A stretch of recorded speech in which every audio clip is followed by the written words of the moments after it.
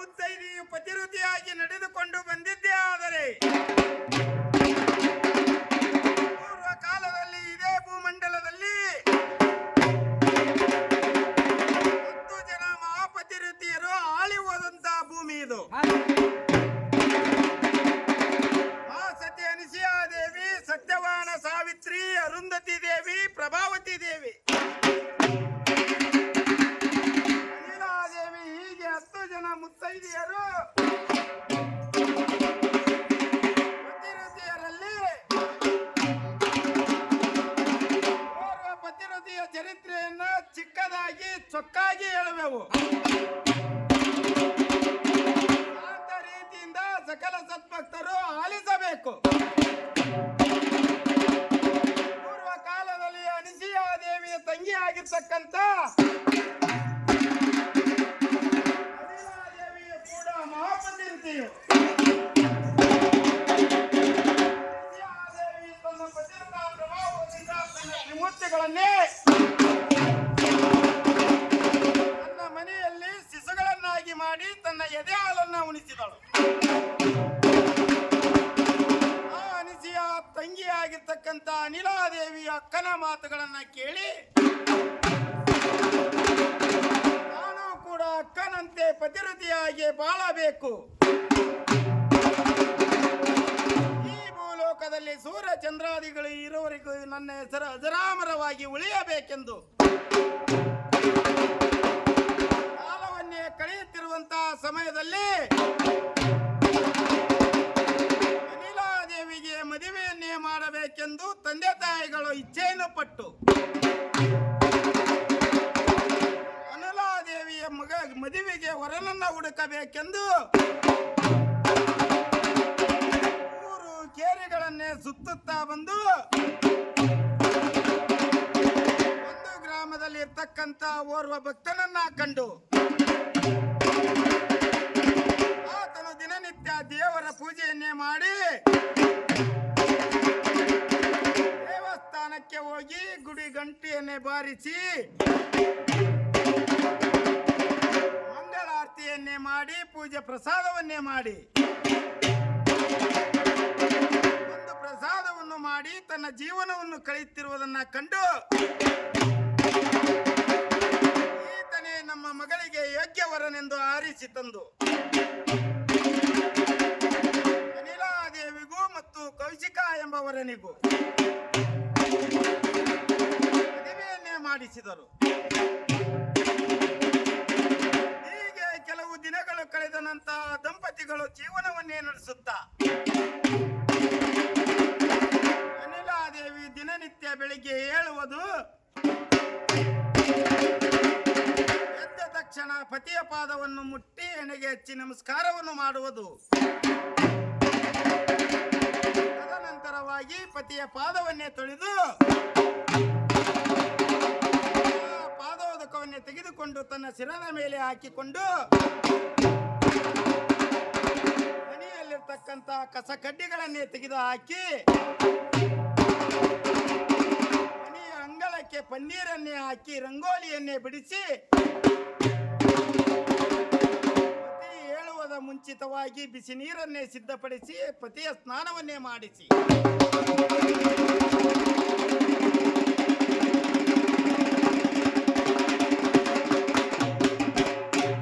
ಪೂಜಾ ಸಾಮಗ್ರಿಗಳನ್ನೇ ಸಿದ್ಧಪಡಿಸಿ ಪತಿಯನ್ನ ದೇವಸ್ಥಾನಕ್ಕೆ ಕಳುಹಿಸಿದಳು.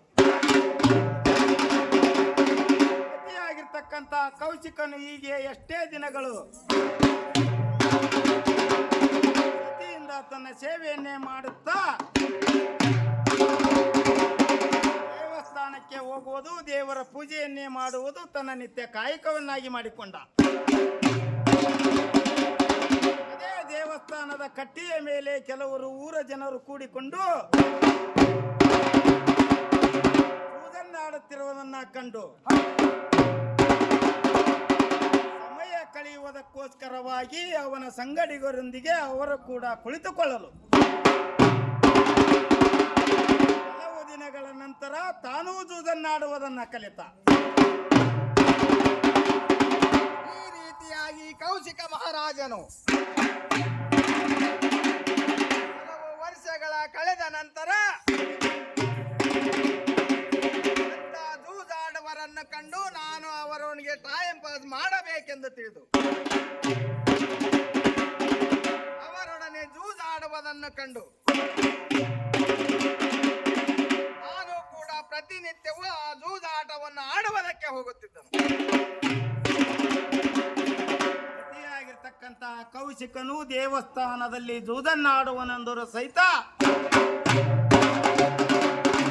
ಪತಿಯಾಗಿರ್ತಕ್ಕಂತ ಅನಿಲಾದೇವಿಯು ಪತಿ ಎದುರಿಗೆ ನಿಂತು ಒಂದು ಮಾತನ್ನೂ ಆಡಲಿಲ್ಲ. ಹೀಗೆ ಕೆಲವು ದಿನಗಳ ಕಳೆದ ನಂತರ ಪತಿಯಾಗಿರ್ತಕ್ಕಂತ ಕೌಶಿಕನು ಜೂಜನ್ನು ಆಡುತ್ತಾ ಆಡುತ್ತಾ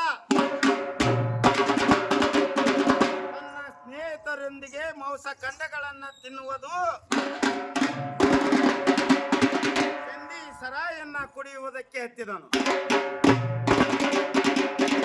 ಹೀಗೆ ಎಷ್ಟು ದಿನಗಳ ಕಳೆದರೂ ಸಹಿತ ತನ್ನ ಪತಿಗೆ ಎದುರುತ್ತರವನ್ನು ಮಾತನಾಡಲಿಲ್ಲ. ಹೀಗೆ ಕೆಲವು ದಿನಗಳ ಕಳೆದ ನಂತರ ಪತಿಯಾಗಿರ್ತಕ್ಕಂತ ಕೌಶಿಕನು ಜೂಜನ್ನಾಡುವುದು, ಮಾಂಸ ಖಂಡಗಳನ್ನ ತಿನ್ನುವುದು, ಚಂದಿ ಸರಾಯನ್ನ ಕುಡಿಯುವುದು, ವೇಸಿಯರ ಸಹವಾಸವನ್ನು ಮಾಡಹತ್ತಿದನು. ತಾನು ಮಾಡುವಂತಹ ಕರ್ಮವಾದ ಫಲವಾಗಿ ಕೌಶಿಕನಿಗೆ ಒಂದು ರೋಗವು ಬರಲಾರದ ರೋಗವು ಬಂದೊದಗಿತು. ಯಾವ ರೋಗವೆಂದರೆ ಕುಷ್ಠ ರೋಗ ಪೀಡಿತನಾದ. ಪತಿಯಾಗಿರ್ತಕ್ಕಂಥ ಕೌಶಿಕನು ಕುಷ್ಠ ರೋಗಿಷ್ಠನಾದರೂ ಸಹಿತ ಪತಿಯಾಗಿರ್ತಕ್ಕಂಥ ಅನಿಲಾದೇವಿಯು ಪತಿ ಉಂಡು ಬಿಟ್ಟ ಅಂಜಲ ತೊಟ್ಟೆಯಲ್ಲೇ ಪತಿ ಬಿಟ್ಟಂತ ಅನ್ನದ ಅಗಳನ್ನೇ ತಾನು ಮೃಷ್ಟಾನವೆಂದು ಬೋಧಿಸುತ್ತಿದ್ದಳು. ರೀತಿಯಾಗಿ ಕೌಶಿಕನಿಗೆ ಕುಷ್ಠರೋಗವು ಪ್ರಾಪ್ತವಾಗಿರದ ಮೇಲೆ ಸುತ್ತಲಾಗಿ ಅನುಲಾಯಿ ದೇವಿ ಈ ನನ್ನ ಗಂಡನಿಗೆ ಬಂದಿರತಕ್ಕಂತ ಈ ಕುಷ್ಠರೋಗವನ್ನು ನಿವಾರಣೆ ಮಾಡಬೇಕೆಂದು ಸಹೋದರಿಯಾಗಿರತಕ್ಕಂತ ಅನುಸೂಯಾದೇವಿಯ ಬಳಿಗೆ ಹೋಗಿ, ಎನ್ನ ಸಹೋದರಿ ಅನುಸೂಯಾದೇವಿ, ನೋಡು ನನ್ನ ಗಂಡನಿಗೆ ಆ ಕುಷ್ಠರೋಗವು ಬಂದಿರುವುದು.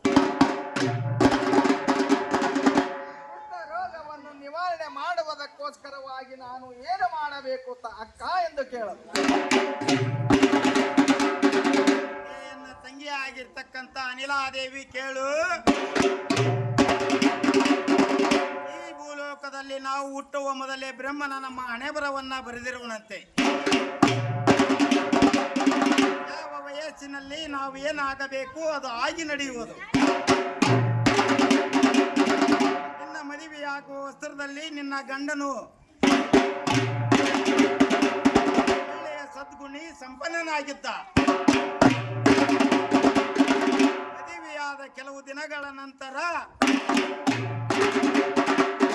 ಸದ್ಗುಣಶೀಲ ಸಂಪನ್ನತನವನ್ನೇ ಬಿಟ್ಟು ದುಶ್ಚಟಗಳಿಗೆ ಅಧಿಪತಿಯಾದ.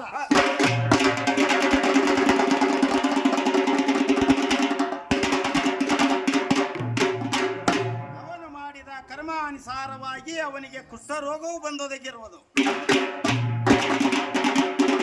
ಅವನ ಸತಿಯಾಗಿರ್ತಕ್ಕಂಥ ನೀನು ಸಹಿತ ಇಂದಿನ ಜನ್ಮದಲ್ಲಿ ಯಾವ ಪಾಪವನ್ನು ಮಾಡಿರುವೆಯೋನೋ ನಿನಗೆ ತಿಳಿಯದು.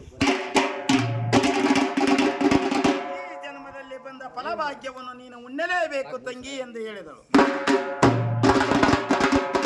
ಭಕ್ತನಾಗಿರ್ತಕ್ಕಂಥ ಅನಿಸಿಯಾದೇವಿಯ ಮಾತುಗಳನ್ನು ಕೇಳಿದಂತ ಅನಿಲಾದೇವಿಯು ಆಗಿರ್ತಕ್ಕಂಥ ಕೌಶಿಕನನ್ನ ಊರು ಒಳಗಿನ ಜನರು ಯಾರೂ ಮುಟ್ಟದೇ ಇದ್ದ ಸಮಯದಲ್ಲಿ ಊರ ಹೊರಗೆ ಹೋಗಿ ಒಂದು ಗುಡಿ ಗುಂಡಾರವನ್ನೇ ಬಿಟ್ಟು ಊರ ಹೊರ ವಲಯದಲ್ಲಿ ಒಂದು ತಟ್ಟಿಯನ್ನೇ ಹಾಕಿ ಆ ತಟ್ಟಿಯಲ್ಲಿ ಆ ಸತಿಪತಿಗಳು ಬದುಕುತ್ತಿರಲು. ಹೀಗೆ ಕೆಲವು ದಿನಗಳು ಕಳೆದ ನಂತರ ಅನಿಲಾದೇವಿ ದಿನನಿತ್ಯ ಕೆಲವು 4 ಜನರ ಮನೆ ಮುಸರೆ ತಿಕ್ಕಿ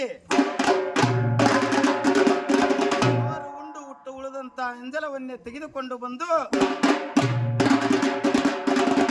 ಆಗಿರ್ತಕ್ಕ ಆಗಿರ್ತಕ್ಕಂತ ಕೌಶಿಕನಿಗೆ ಕೊಟ್ಟು ಆ ಎಂಜಲವನ್ನು ತಾನು ಊಟ ಮಾಡುತ್ತಿದ್ದಳು.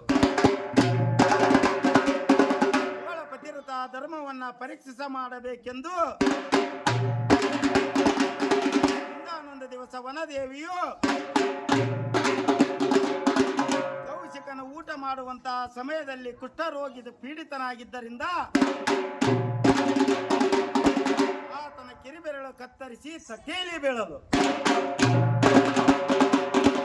ಆಗಲಾಗಿ ಅನಿಲಾದೇವಿ ಗಂಡನು ಬಿಟ್ಟ ಎಂಜಲವನ್ನೇ ಊಟ ಮಾಡುವಂತಹ ಸಮಯದಲ್ಲಿ ಗಂಡನ ಕಿರಿಬೆರಳನ್ನೇ ನೋಡಿ ಕಂಚಿತ್ತು ಮನಸ್ಸಿನಲ್ಲಿ ಅಸಹ್ಯವನ್ನೇ ಮಾಡಿಕೊಳ್ಳದೆ ಪತಿಯ ಕಿರಿಬೆರಳನ್ನೇ ತೆಗೆದು ತಟ್ಟಿಯ ಒಂದಡಿಗೆ ಇಟ್ಟು ಬಿಟ್ಟ ಊಟವನ್ನು ಮೃಷ್ಟಾನವೆಂದು ಭೋಜಿಸಿದಳು.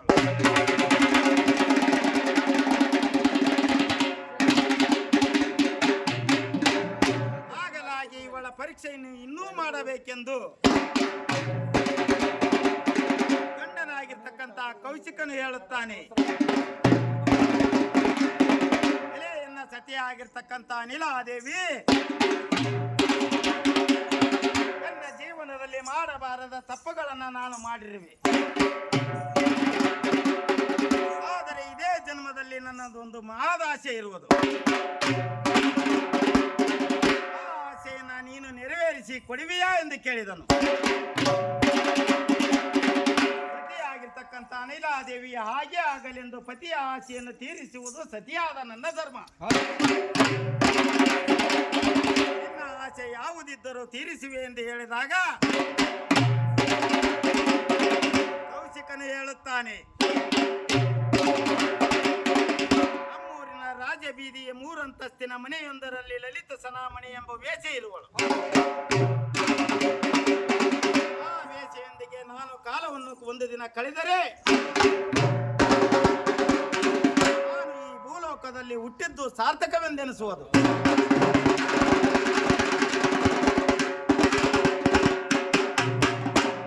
ಅದಕ್ಕೋಸ್ಕರವಾಗಿ ನನ್ನ ಆಸೆಯನ್ನ ನೀನು ಈಡೇರಿಸುವೆ ಸತಿ ಎಂದು ಕೇಳಿದಾಗ